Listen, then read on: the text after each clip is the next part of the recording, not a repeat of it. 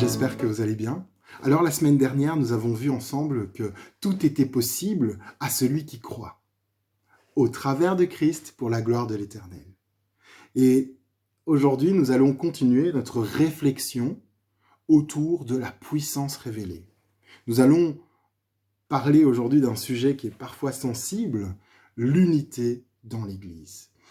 Alors pour traiter cette réflexion, j'ai pris un passage qu'on ne s'attend peut-être pas, mais c'est pour moi un très bon enseignement sur l'unité et ce que Dieu dit sur l'unité des hommes. Alors ça n'a rien à voir avec l'Église, ça n'a rien à voir avec l'unité de l'Église, l'unité, comment il faut faire dans l'Église, etc.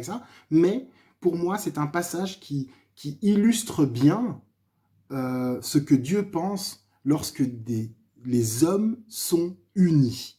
Et par rebondissement, j'ai envie de dire, c'est bien aussi pour l'unité, si nous respections ces principes pour l'unité des frères et des sœurs dans l'Église. Voilà ce qu'on pourrait faire. Alors je vous invite à prendre avec moi Genèse 11, 5, 6. On est au moment de la construction de la tour de Babel. L'Éternel descendit pour voir la ville et la tour que construisaient les hommes. Et il dit, « Les voici qu'ils forment un seul peuple, et ont tous une même langue. Et voilà ce qu'ils ont entrepris. Maintenant, rien ne les retiendra de faire tout ce qu'ils ont projeté. » Waouh! Je ne sais pas ce qu'ils maîtrisaient à l'époque maîtrisaient comme technique à l'époque pour que le Seigneur parle d'eux de cette manière. Moi, à part le feu, la pierre, le ciment, le bois, le métal, la roue, je ne sais pas ce qu'ils maîtrisaient pour que Dieu parle d'eux de cette façon. Aujourd'hui, on a des smartphones, on a des avions, on a YouTube, on a tellement de technologies aujourd'hui. Qu'est-ce que Dieu dirait aujourd'hui de nous ? Mais j'ai envie de prendre ce passage-là dans un autre sens, car si ça marche dans un sens, pourquoi pas dans l'autre ? Ici, on parle dans la désobéissance de Dieu. Mais que se passerait-il aujourd'hui, avec toutes les techniques qu'on a, si on obéissait à Dieu ?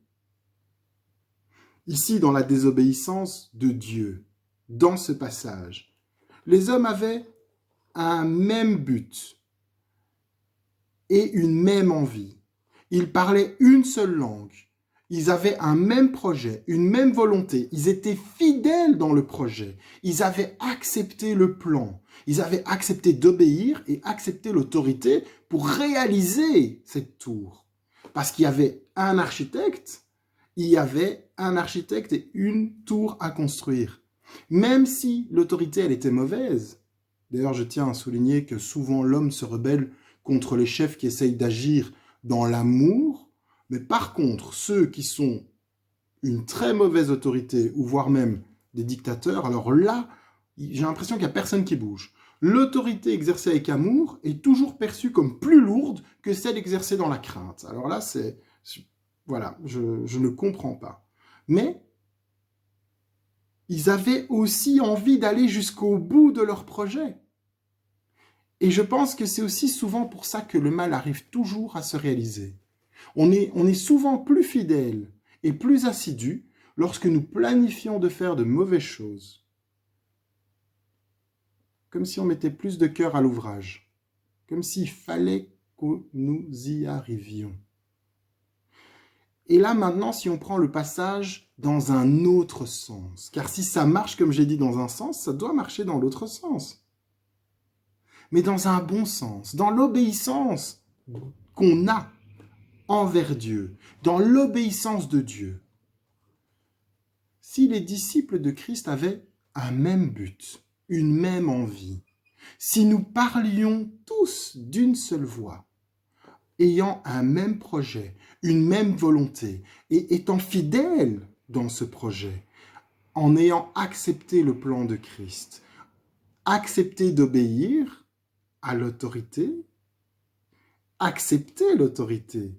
Alors, je le dis tout de suite, accepter l'autorité de Dieu, c'est sûr et certain, Christ est l'autorité de l'Église. Mais aussi, et là je sais qu'il y en a certains qui vont peut-être grincer des dents, il faut accepter l'autorité que Dieu donne au ministère dans son Église. Parce qu'il y a des ministères qui exercent une autorité dans les assemblées. Et pour exercer un ministère, le Seigneur a donné à la personne une autorité liée à ce ministère spécifique. Je pourrais discuter avec ceux qui veulent de justement l'autorité dans les ministères, s'ils ont envie, de l'autorité dans l'Église. Et puis après, il y a encore un autre point, c'est il faut, lorsqu'il y a un projet, aller jusqu'au bout. J'imagine même pas ce que nous pourrions réaliser si nous étions un peuple uni, si nous parlions d'une seule voix, si les disciples de Christ avaient un même but et une même envie, réunis autour d'un même projet, avec une même volonté, accepter et être fidèles au plan de Dieu, être dans l'acceptation et l'obéissance, mais aussi en allant jusqu'au bout. C'est peut-être un exemple à contre-pied. Ce dont je vous parle aujourd'hui, c'est que le Seigneur nous dit dans sa parole que l'homme peut réaliser de grandes choses à partir du moment où il est uni.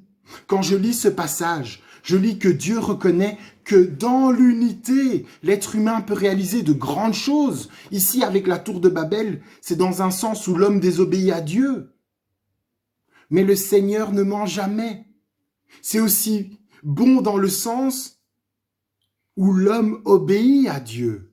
Un exemple qui est un peu plus contemporain. L'homme a voulu aller sur la Lune. Je ne dis pas que c'est bon ou c'est mauvais, mais l'homme a voulu aller sur la Lune.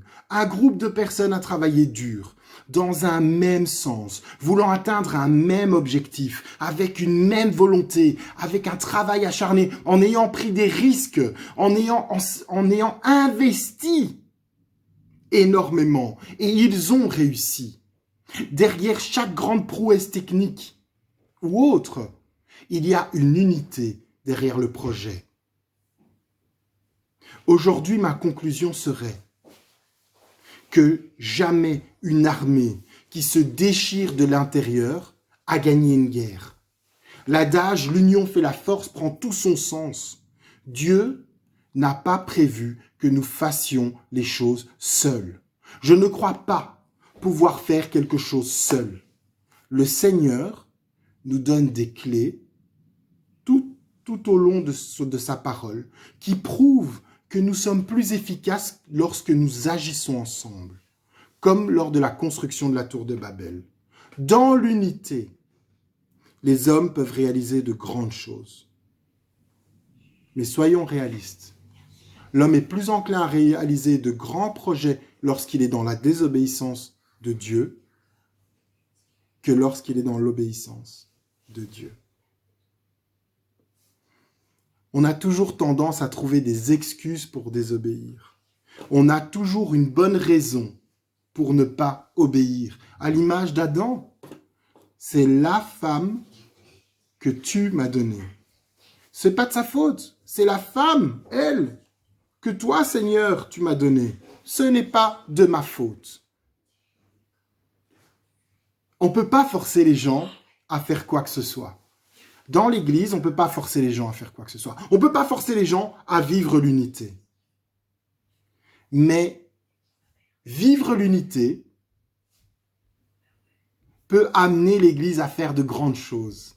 Cela changera peut-être le jour où les disciples de Christ du monde entier auront compris que le bien commun est plus important que le plaisir personnel, que la volonté de Dieu est plus importante que notre propre désir, lorsque le bien commun est plus grand que le plaisir personnel. Mais pour cette méditation, il faudra attendre la semaine prochaine. Soyez bénis. Amen.